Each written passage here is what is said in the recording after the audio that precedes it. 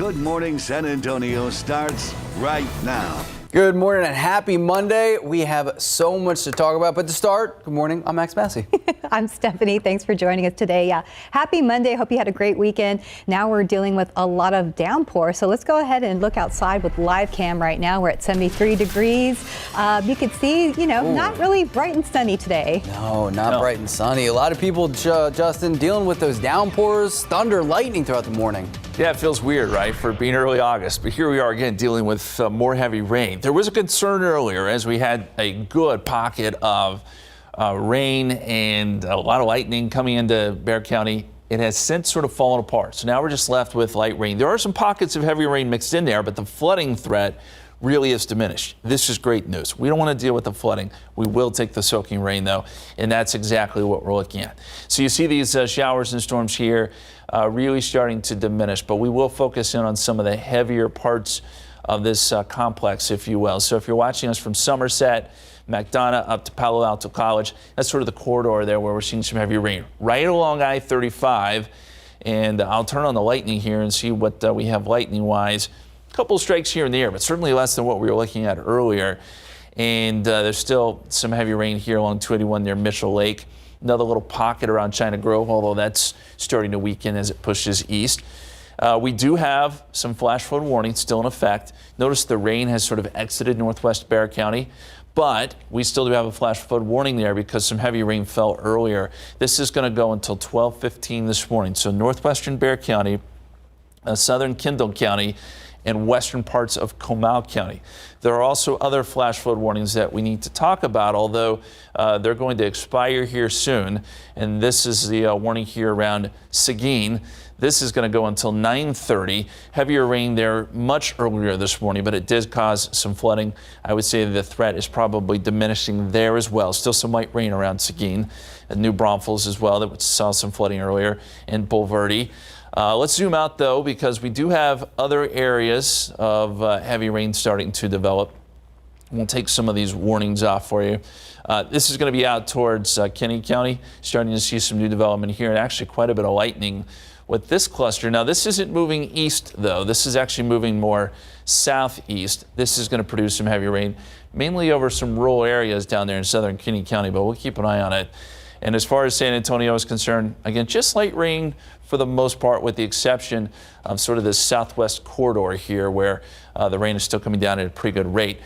We're coming up here in just a few minutes. We'll look at the rainfall rates in some of the estimated rainfall totals. Right now, 72 at the airport, 72 Port SA, 75 Stinson. In the Paulding County, I do need to pass this along. Look at what mold did today. Not a surprise. 16,250. We will see a brief break in the action, I think, around noon, next couple of hours, and then maybe some more chances this afternoon. We'll have more on that, too, coming up in just a few minutes, guys. Thank you, Justin. Let's look outside with TransGuide this morning. There are things there at Flores looking pretty good. Things are moving. You can see the wet roadways, though, and there's a look at Highway 281 and Hildebrand. Oh, we have flashing lights there at 37. Be careful, slow down. Absolutely. And like Stephanie said, if you are out and about today, be safe, be smart, maintain that following distance. Definitely. For now, let's look at today's 9 at 9. Health officials are warning parents to take extra precaution as neighboring Louisiana reports a steady increase of children being hospitalized with COVID-19, most of which don't have access to the vaccine. Louisiana has the highest case rate in the country, with hospitalizations up 500% from last month. And a vaccination surge across the United States. Saturday was the 5th day in a row of at least 700,000 shots being administered. As of this weekend, more than 346 million shots have been taken. Just under half of the country is now fully vaccinated. Millions of Americans are facing eviction this morning after the federal hold on evictions expired on Saturday. Around 3.5 million Americans say they face eviction in the next 2 months. Nearly $47 billion federal dollars are available to help people pay rent, but tenants say the money comes too slow, so they can't pay on time. And after months of changes and debates, lawmakers on both sides seem like they have finalized a massive $1 trillion infrastructure bill. The legislation is more than 2,700 pages thick. The final vote for passage is still weeks away as both parties go into recess for more than a month. As wildfires continue to scorch the western U.S., a new threat is looming: flash flooding. Storms are expected across much of the west, but experts say it will not be enough to relieve drought-stricken California. Flash flooding is a major threat in areas left barren of any vegetation. And the nation's largest wildfire, the Bootleg Fire in Oregon, almost fully contained at over 640 square miles of fire, burning in an area almost twice the size of the entire city of San Antonio. The containment of the fire increased from 56% to more than 70% just yesterday.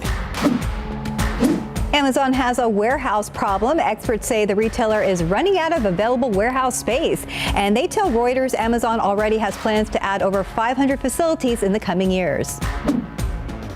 And the United States women's soccer team losing on its quest for the gold medal. Canada taking the win 1-0. The win would have been the team's 5th Olympic gold medal. No other nation has won multiple gold medals in women's soccer at the Olympics. Today marks the beginning of a dramatic time for the NBA. Free agency talks. Teams and players can begin negotiations today, but they won't be able to put pen to paper until midnight on Friday. And that's today's 9 at 9. And top stories we are following today. One woman is recovering following a shooting on the city's northeast side. Here's what we know right now. It all happened just after 3 a.m. at the Oak Manor Apartments. This is the 2300 block of Austin Highway. Police on the scene telling us a man in his 20s was playing with a gun that actually fired, and it hit a woman in the leg. The man dropped the gun and took off, but was later arrested. He is expected to face charges. The woman suffered minor injuries and was treated on the scene. This morning, we are still waiting to learn the name of a man killed after he was trapped in a fire. It happened yesterday morning in a building which used to be Sergio's Molino. It's a restaurant in the 600 block of Ruiz Street that's on the city's west side. Firefighters there telling us they tried to get into the building after they found out someone may have been inside, but they say the flames and the heat were too intense to make entry. Once the fire was out, firefighters said they found a 65-year-old man unresponsive. The man was carried outside by fire crews who tried to save his life, but they were unsuccessful. Investigators say they believe the man killed in the fire was the restaurant's owner. In your morning headlines, a bull jumps right into a crowd, and the stranger just walks into a woman's home and into her bedroom. Plus, fending off a coyote, no, not our Spurs coyote, another coyote, and nursing a bear back to health. David Sears is joining us live. Dave, we got a lot to talk about. We do not want to lump all coyotes together. No. Not all coyotes are the same. So That's true. We'll get to that in just a second, but first, what do they say? Mess with the bull, you'll get the horns. Sometimes you really don't even have to mess with him. Here he comes. Watch out. Look out. Oh, yeah. That happened at the rodeo in Preston, Idaho. After a ride, the bull decided to introduce himself to the crowd. Here he comes again. We'll show that to you. Like that rope's going to really hold back a 2,000-pound bull. He made it all the way to the third row. The good news is nobody hurt, not even the guy shooting the video. Just had a lot of bull slobber and snot to clean off when he got home.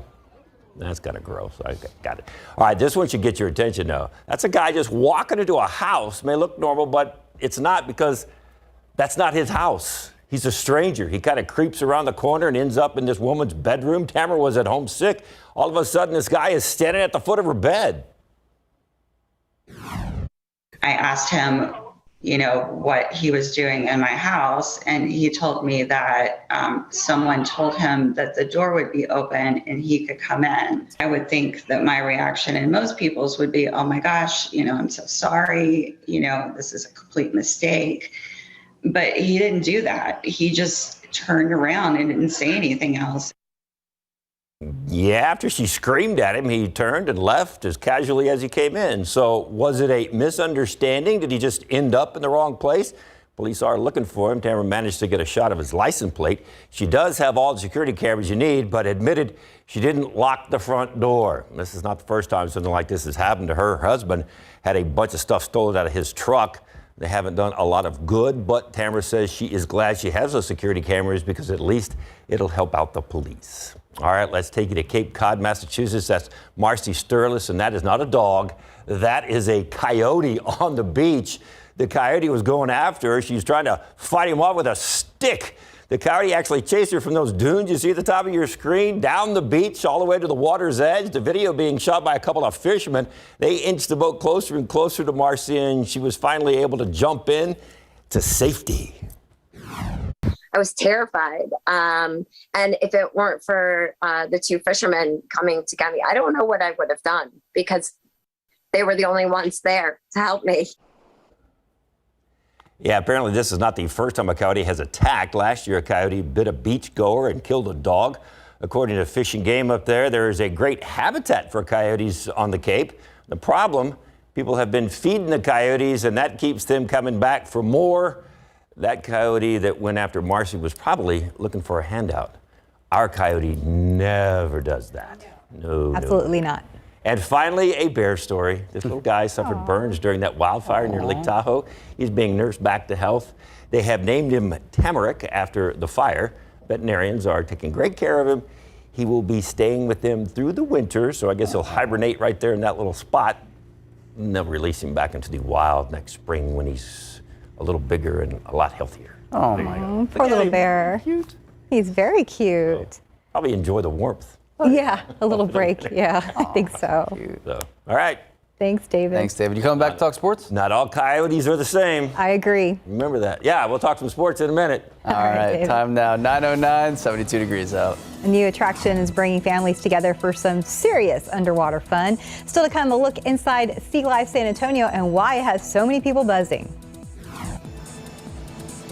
Good morning. We're live along the San Antonio River, and although usually it's happy news here at the river, we have some serious news. An invasive species has made its way to the San Antonio River. What to look out for and what to do in case you do spot it, just ahead here on GMSA at 9. And welcome back. It's 9:13. An aggressive and invasive species has made its way to San Antonio, putting plants and fish at risk. That's right. Employees and volunteers at the San Antonio River Authority, they're now monitoring apple snail egg cases, and they're working daily to remove the species. Alicia Berrera is live along the San Antonio River with what to look out for and what to do in case you spot an apple snail. Good morning. Hey, good morning. Well, this is a serious situation. I want to get started with showing you what they look like. Not a pretty sight at all. Sean, he's the environmental science manager for the San Antonio River Authority. So this is what we're looking at. These are the adult snails. Yes, ma'am, they are. And how long does it take for them to get that big, and why is it so serious? It doesn't take long at all for them to get that big. It's probably a handful of months.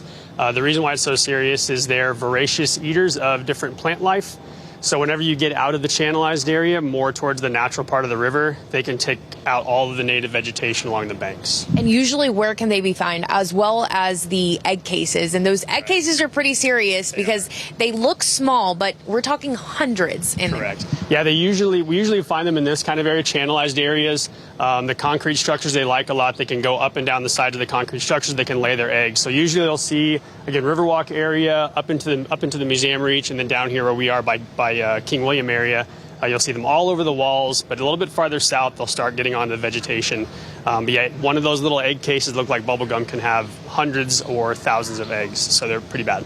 So along the river, I actually spotted last time when I was biking the signage that the San Antonio River Authority has now. So that's really what you want to look out for. Volunteers can be trained to help out with this situation. So what would be the next step if people want to get involved and obviously help the river? Right, so we have the River Warriors. So if you go to sariverauthority.org/volunteers, you can sign up to be a River Warrior. We'll train you guys to come out and actually scrape the egg cases off of the wall. Even if you see adults, we can have you get trained up on how to dispose of them. This really is a community-wide effort. We do some work ourselves, but recently our River Warrior has been doing a tremendous job taking a lot of these individuals out of the water. It's been really, really helpful. So I'm sure people at home are like, if it's non-native, then how did it even get here? Right. That's always the question we get. It's almost assuredly from aquarium dumping. So people get these things and they start them off, and they're these cute little small snails. And then as you can see right now, they become these things that are legitimately the size of an apple. And so people have these, and it happens all the time. We have a lot of non-natives. They'll come in. They're these small little animals at first, and then a few months later, a few years later, they're these big animals in their aquariums, and they just can't have them anymore. They don't want to kill their pets, and so they find the local freshwater source, and they just dump their pets out here. So we gotta encourage people to never dump their aquarium pets into the river. There's plenty of places to find to humanely transfer them to another person who can actually handle them in their aquarium, or find something else to do with them versus putting them in the river. Sean, thank you so much. So on the screen, we should have a number listed for you on how to contact the San Antonio River Authority if you do spot them. If you're not trained, don't even try to grab them or anything. Leave it to the experts or those who are trained. But just take a look again. These are the apple snails that we're talking about. And I heard Sean say that he was walking around today, and that's what he picked up. So very serious, if I can say gross situation. But again, they do need the help for the community. So we'll have those details listed as well on KSAT.com. Max, Stephanie, back to you. Thank you, Alicia. An important number to have, especially with all the bikers and runners and walkers right there on the Riverwalk. Thank you. Yeah, those are gross. They're straight up gross. You know what else is gross? The weather outside. Aww. Some people like it. You know, it's the lawns are green. We'll say that. That's Okay, true. fair. More soaking rain. I want to take you out to Spring Branch, guys. This is a video we're getting into our KSAT Connect. This is from Tina. She says she's gotten about 7 inches of rain out there. It's near Rebecca Creek Golf Course. See sort of the result there. A lot of standing water. Rain still coming down. Thankfully, it doesn't look like there's a whole lot of flooding there, but it's kind of hard to see. We also got another video coming out of Seguin showing the creeks there pretty flooded. So you got to be careful this morning. The good news, though, is that most of this activity really starting to wind down, at least the heavy stuff. We still got light rain area-wide here around San Antonio, at least. And that's going to continue for another couple of hours. But the really heavy stuff really is beginning to wind down. Still a few lightning strikes out there, too. You'll notice that in southwestern Bexar County and then also parts of Medina County. Still seeing a few lightning strikes here and there. And we'll zoom in a little bit closer to where we still have a little bit of heavy rain. That's going to be around Somerset. Still some pretty good rain rates there, just the east of Lytle. But even that is really beginning to calm down some. Most of San Antonio is just underneath this shield of light rain. Earlier, though, the rain was quite heavy, and what I want to do here is take a look at the estimated totals. We'll take a look at the 12-hour rainfall totals, and we'll stop the motion here, and then take a look at some of the potential numbers. Now, these are rainfall estimated, so take it for what it is, but you just heard there the report from Tina up there in Comal County, about 7 inches. That jives with what we're seeing here with the radar, and that's why there is flash flood warning still in effect up there. Then we still have some heavy rain down here, estimated about 2 inches just north of Elmendorf. Parts of Wilson County, 2.5 inches. And then we mentioned there around Seguin, some creeks pretty swelled. That's estimated about 4 inches, our radar is there around the city of Seguin. Here in San Antonio, anywhere from 1 to 2 inches with this rain, which, again, just good soaking rain for the most part, which is what we like to see in August. Let's switch it back over to the radar. And I do want to turn on the flash flood warnings. We still do have a few out there that are going to continue for a while longer. This one, northwestern Bexar County, that's going to go until 12:30 or 12:45 this morning, I should say. 12:15, I'll get it right. 12:15, a little bit later this afternoon, and then the one near Seguin until 9:30. One up around Canyon Lake that we showed you, that goes until 9:45. And we'll zoom out. There are more areas of storms developing out near Uvalde. These are moving south and east, so expect some heavy rain there within the hour as that activity progresses in that direction. This looks like this would not be moving east towards San Antonio, but we'll keep an eye on that. But Brackettville, Uvalde, expect some storms for you here soon. There's the scene outside. Rain still coming down, 72, and cloud cover. That's going to be in place for a while, so expect these temperatures to stay pretty steady through the lunch hour. Probably going to stay in the 70s where there is more sun. 82 Kennedy, 82 Victoria, 84 down there in Corpus. Forecast, this shows showers sort of ending around noontime. We may get a break, but as we get into the afternoon, it wants to develop a few more to the north. I think it'll be fewer and far between as we get into the afternoon hours. And then as we get into tonight, maybe some development off to the south. Anything that develops, though, will have the potential to put down some pretty good rain. Forecast, we'll bring it down to a 30% chance noontime and then about a 40% chance this afternoon.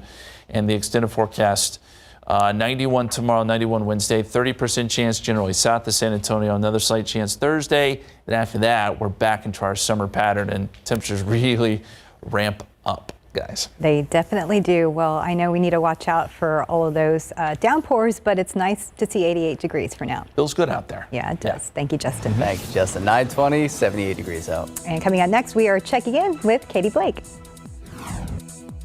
We are testing the waters at Sea Life San Antonio to show you the science behind keeping your favorite sea creatures happy. Coming up.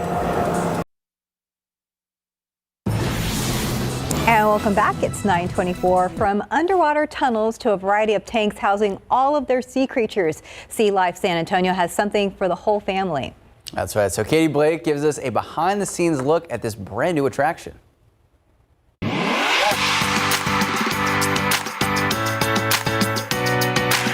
Sea Life San Antonio has so many cool animals, like a trumpet fish. Have you ever seen a trumpet fish before? I haven't. But did you know that in order for all these cool animals to live their best lives, there's actually a lot of science that goes into making their water homes just right?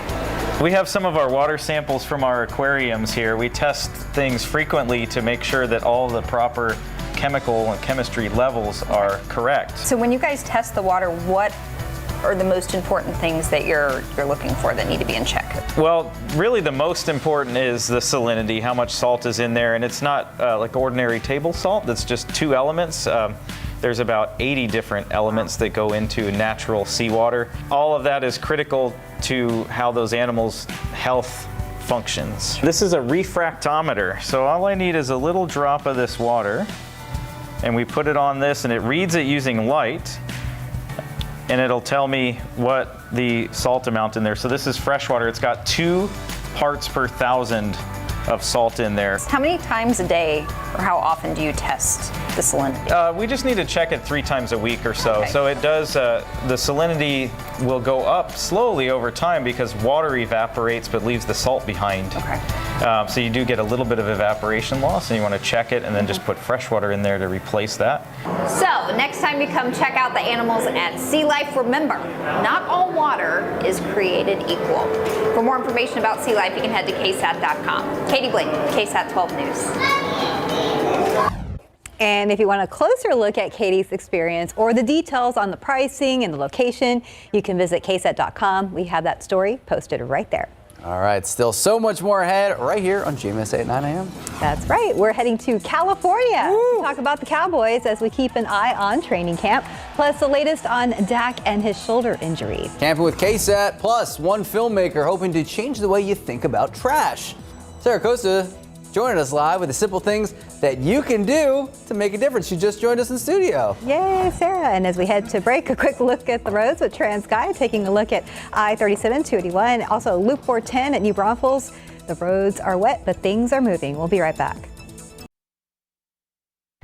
Hey, welcome back. It's about 9:30. Let's look outside with live cam. You can see it's not sunny today, but at least it won't be too hot. No, not at all. It's kind of one of those Mondays where you may not want to get up and go to work, just the way it's looking out there, sort of damp, dreary. We've got rain still coming through San Antonio. Now, we had heavier rain earlier. It has since really died down, so this is just light rain. Flooding issues really aren't there any longer. We still do have some flash flood warnings in effect for northwestern Bexar County. That's going to go through about noontime or so, and still some warnings up across parts of Hays and Comal County. But again, I think the flooding threat's really starting to diminish some. There's still some pockets of more moderate rain working their way through San Antonio. And we've also got some heavier storms out west as well. And I want to show you those out near Uvalde. These are just starting to work into the city of Uvalde. Quite a bit of lightning with these. No hail. We haven't had any severe weather or anything like that. These are just good rainmakers. Brackenville, you've been getting some heavy rain. You see these white lines here, they represent lightning. So there's quite a bit of electricity with a lot of this activity too. I think once this batch moves through San Antonio, we'll see things quiet down for a little bit, and then maybe a few more storms as we get into the afternoon. We'll watch this activity up here across parts of Blanco County too, producing some heavy rain there. And the forecast calls for temperatures to stay in the 80s today, which is pretty nice. 72 at the airport this hour, 75 Randolph, 75 Kingdom Lake, 72 Comfort.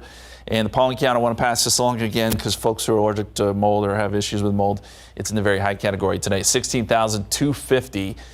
Forecast, about a 30% chance rain around noontime. I think everything starts to diminish a little bit, and then we may see things pick back up. Temperatures stay in the 80s, as I mentioned, 88 degrees for a high this afternoon. We've got some more pictures coming in on KSAT Connect. We'll show those to you coming up here in just a bit. Guys?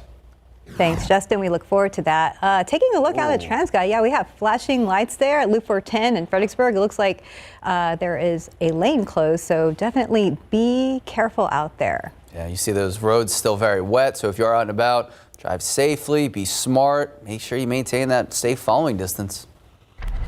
All right, KSAT debrief time. A scientific study shows that we eat tiny pieces of plastic. It's in our food, our tap water, even in our bottled water. So last week on GMSA, Sarah Costa talked about a documentary focusing on putting less trash into landfills and how you can make daily changes to do just that.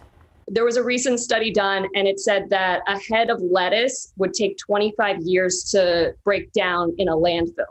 It's just not its natural environment for decomposing. And because of that, it sets out this gas. And the gas is really bad for the environment. Sarah actually joining us live in studio this morning for a breakdown of the story. Hey, good morning, guys. So yeah, this was a really interesting story. And the overall idea behind this documentary is basically we produce a lot of trash, and it's out there floating in our land, in our oceans, and it's taking up our landfills. And basically, like what you guys said earlier, a lot of the trash doesn't actually decompose. It's a bunch of nanoplastics, and plastics they're not natural to our environment. So they just become these tiny pieces of plastic that are floating around. They're in our soil, they're in our water, and we actually consume them. So when I was talking to Heather, the documentarian behind this piece of work, she said that we eat a credit card's worth of plastic every week, a hanger's worth of plastic every month, and a tire's worth of plastic every year. And that's what inspired her. She was a former TV news anchor to leave the business and to live a zero waste life where she fits all of her trash in one bin for 1 year. And basically that's what the documentary does. It follows her doing that, and she teaches us ways to send less trash to the landfills. That's terrible when you think about a credit card a day, a hanger a month, and then a tire a year. A tire into our bodies a year. Oh my goodness. It doesn't sound good. No, it doesn't. So what are some of the daily changes that families can make to send less trash into the landfill? Okay, so even she admits what she's doing one bin of trash for 1 year is very extreme and very difficult to do. But she makes a lot of small changes. For example, recycling is huge. She said she recycles 90% of her trash. Everything's recycled. She says you need to check with your local municipalities and counties to see what you can actually recycle. Now, another thing are those plastic bags. She says she knows we're human. It's, we all have those bags. We forget them at home, the reusable ones. So she says, paper naturally breaks down. So if you forget your bags, they're not in the car where they're supposed to be, and you go to the grocery store, ask for paper bags. Now, another thing she says is to reject. You have to kind of just learn to not do a lot of online shopping, because all those online shopping packages we get come in a lot of plastic. So she says, put items in your cart for 30 days. Wait 30 days. Go back and say, do I still really need this? If you do, then go ahead and order it. But then sometimes you forget about it. And it's just different day-to-day ways to reduce all of the trash that we, make on a daily basis. So it's kind of like the supersize me of throwing things out, like the documentary. A little bit, yeah. And so what was your biggest takeaway? I think the biggest takeaway was a stat that stood out to me when she says it takes a head of lettuce to decompose a whole head of lettuce, 25 years if it goes into the landfill, because there's not a lot of oxygen, and that ends up producing a lot of those methane gases that can contribute to climate change. So she said one of the big things that you can do is she calls it rot, and you can do it by composting and in San Antonio, we have these green bins. So instead of that video just showing your food scraps into the trash can, put them into our green bins, because it will naturally decompose rather than being in this tight, packed landfill that's not going to be able to naturally decompose there. So I've even thought about doing my own composting at home, which families can do as a group project. Maybe for kids, it can be a very educational thing. But again, we have those green bins if you live in the city of San Antonio. So instead of putting all your food scraps into the trash can, take them out to that green bin.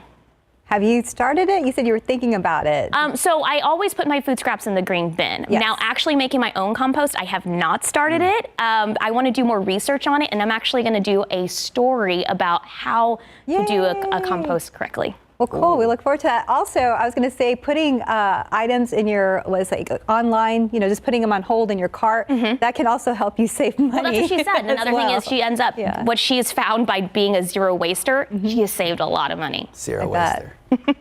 Now, also, one of the things that we talked about over the weekend, an easy way, bring your reusable grocery bags. Yeah, bringing in those reusable grocery bags. I have so many at home because I always forget them, and then I end up buying more. So like I said earlier, just, ask for paper. We're human. We forget.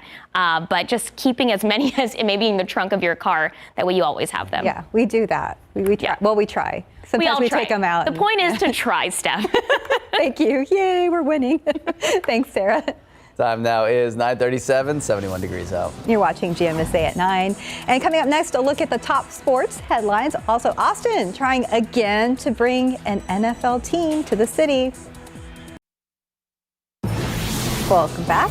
It's 9:41. NBA teams and fans will be watching the clock today. At 5 o'clock our time, things could get frantic. That is when the free agency frenzy begins. That's right. And how about an update on the Cowboys' chances that an NFL team could come to Austin? David Sears joining us once again. So, David, break it down. Oh, let's start with this Austin thing. All right. Okay. Here's the backstory. Buffalo Bills want a new stadium. It's $1.5 billion. That's what they want the taxpayers of New York to pay. So naturally, somebody's going to go, oh, we're not paying for them to have a new stadium. Not with taxpayer money. They can buy their own stadium with their own money. Well, then what happens? The rumors start, well, we'll just pack up and leave. We'll go to another city. And there's a lot of cities across the country that would like to have an NFL team. Don't know if they want to build them a $1.5 billion stadium using taxpayer money. But one of the cities that was mentioned was Austin. Apparently, since Dell stepped in and started being part of the Spurs, and then Tesla moved to Austin, they think Austin now has all this money that they want to spend $1.5 billion. So that's where that comes from. Austin was just mentioned as a city that Buffalo might consider moving to if they don't get their $1.5 billion stadium. So, how many times have we heard this? Well, my question is, How many times have you seen this? There's all this outrage on social media. You see Austin, and then you see people tweeting out, "Why not San Antonio?" Yeah. San Antonio's been used and abused so many times, it's not even funny. It's almost nice to see some other city get used and abused for a while. This is true. To let us relax a minute. Yeah. Because, they're probably not coming. I mean, Oakland just did it, now Las Vegas. And then before that, it was New Orleans. There was so much talk about New Orleans after Hurricane Katrina that they were going to move here. And then, no. Yeah. I mean, just relax, San Antonio. It's okay. Yeah. Let Austin take that heat for a while. We'll take a seat If they back. were going to come, the ideal place would be to put a stadium between Austin and San Antonio, somewhere around San Marcos, get a big old huge parking lot worth of land so you don't have to worry about parking, you don't have to worry about getting in and out. But what are the chances of that happening? Ask Jerry Jones and then ask the Texans. What are the odds of another NFL team coming to Central Texas? Think about that. Not good. Not good. Yeah. Not good at all. So let Austin get abused. All right, so let's talk. You wanted to talk Cowboys. I do want to talk You want Cowboys. to talk Cowboys? What do you want to talk about the Cowboys? The existing team. I don't know what's wrong with Dak. Got a little his little shoulder thing. He said he didn't stretch enough. Got a little wing problem. However, we should expect a better defense. Leighton Vander Esch is getting a lot of talk about him, and he's having a great camp so far, which is good as long as he can stay healthy. And then that guy is getting a whole lot of 88. They're already talking about him being the next Dez Bryant. Yep. He's just a second-year player, but he's making some pretty good catches. And, of course, that is Trayvon Diggs he's going up against a lot Number of one time corner. He's making Garrett Gilbert look good in practice. Yeah, he's making a lot of guys look good in practice. So that's a good thing. So the Cowboys play Thursday night in the Hall of Fame game against the Steelers at 7 o'clock. So we'll see how all this meshes out. We'll see what Dak does today. Maybe he'll make it to the field and actually throw the ball. But, he had a little sore wing. That's all right. I have personal opinion. Let him wait it out.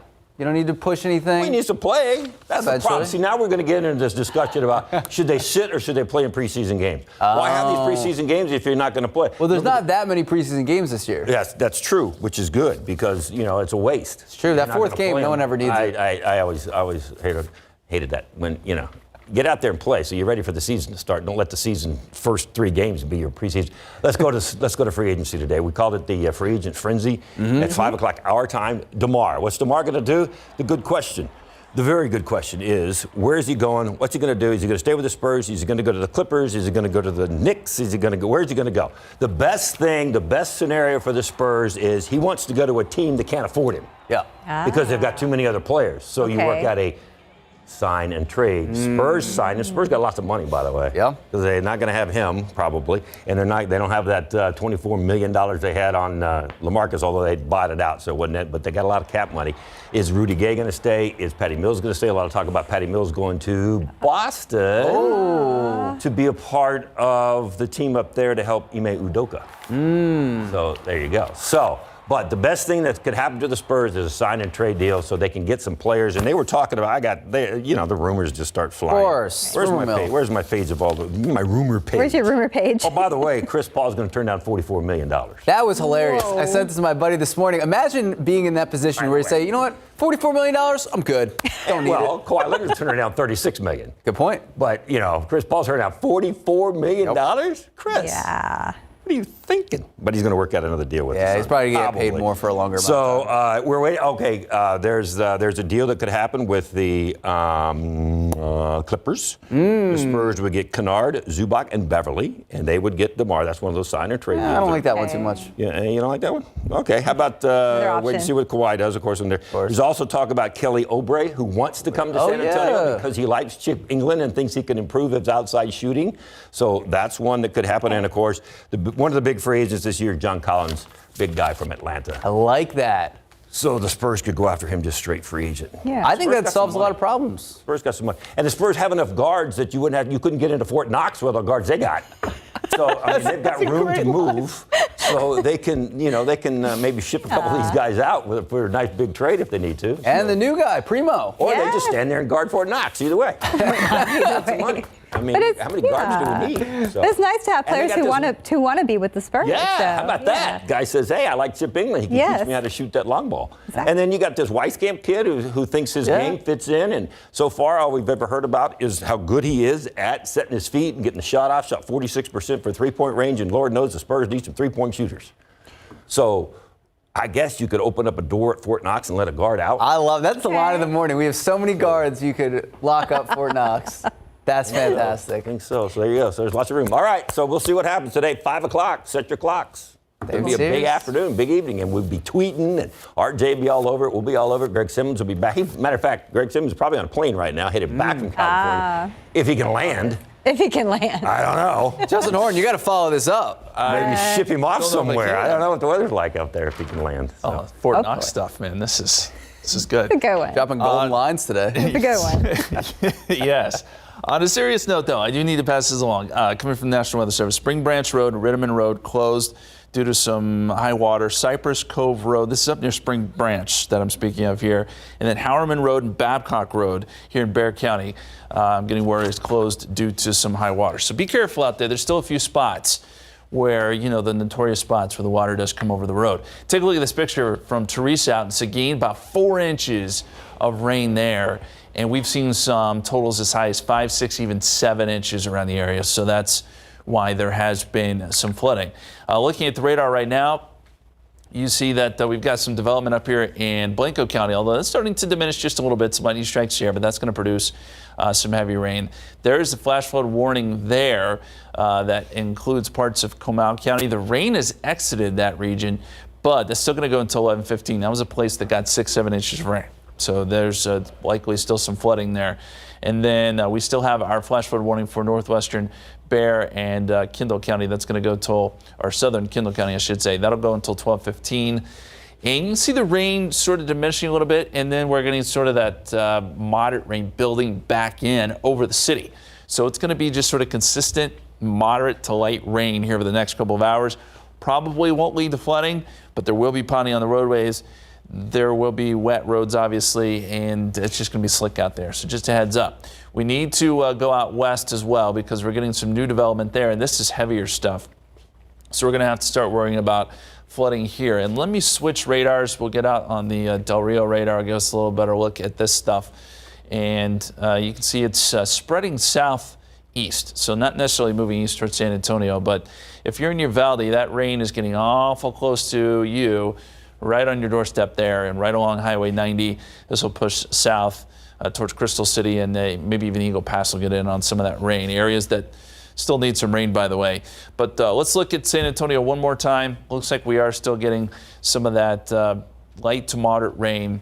That'll continue for another couple of hours. And very quickly, you know what? Let me put on the 12-hour rainfall totals. And this really gives you a good idea of where some of the heaviest rain has fallen within the last 12 hours. Some pockets down here where we're seeing 2 to 3 inches.